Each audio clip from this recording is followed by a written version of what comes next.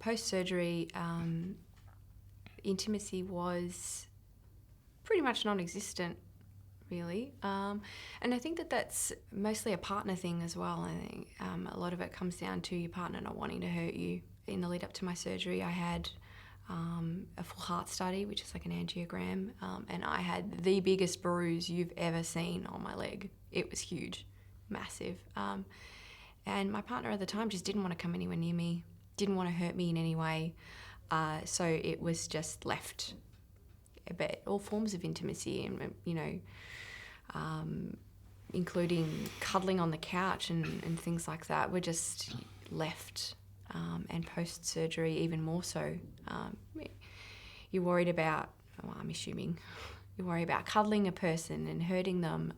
So we just didn't go in near each other for a long time, and we didn't communicate about it either. And as much as I try and communicate my physical limitations, what I can and can't do, it was just easier to leave it. And when you leave it completely and when you don't talk about it, that's when you stop talking about other things as well.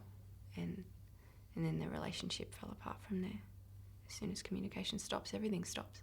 Well, when I had my surgery 4 years ago, give or take, and when I was going through, there was a couple of years in the lead up to that. I was having annual checkups.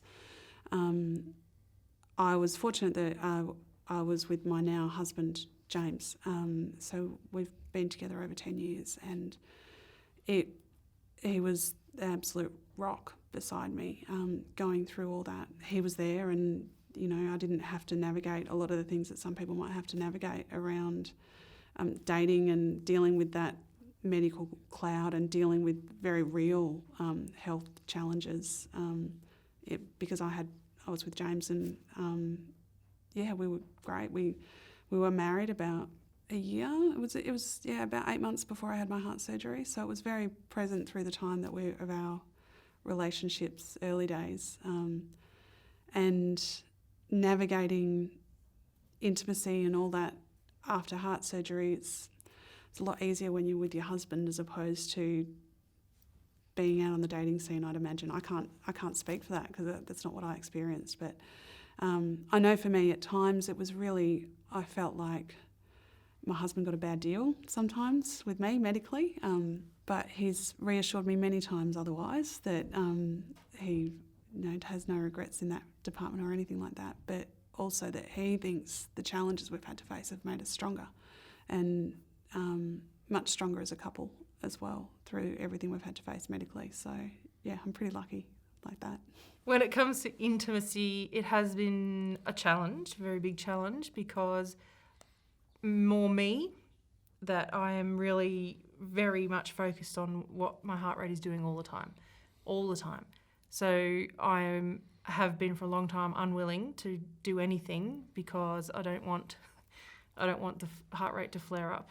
And you talk to medical professionals and my medical team, and they've said there's no risk, there's not an issue, but it's a mental thing of I don't want to make my heart rate go up high and then create a problem. Even though for almost a year after the ablations, nothing has happened. So, not a thing has gone wrong. But for some reason in my head, it's nope, that's a potential risk.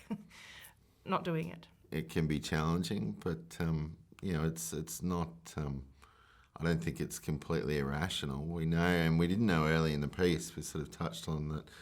The medical team said initially, go on with your normal life.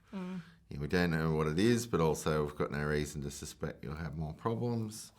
Goes back to playing netball, got through 10 minutes of the first game and the defibrillator goes off. But, we've since learnt that sort of exercise and stress is a trigger for Emma's condition.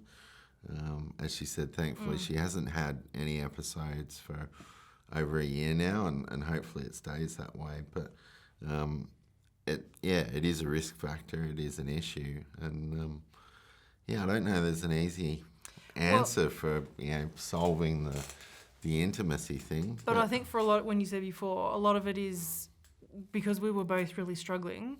It was like built a wall up between both of us, and neither of us were willing to communicate and do anything because you look after yourself.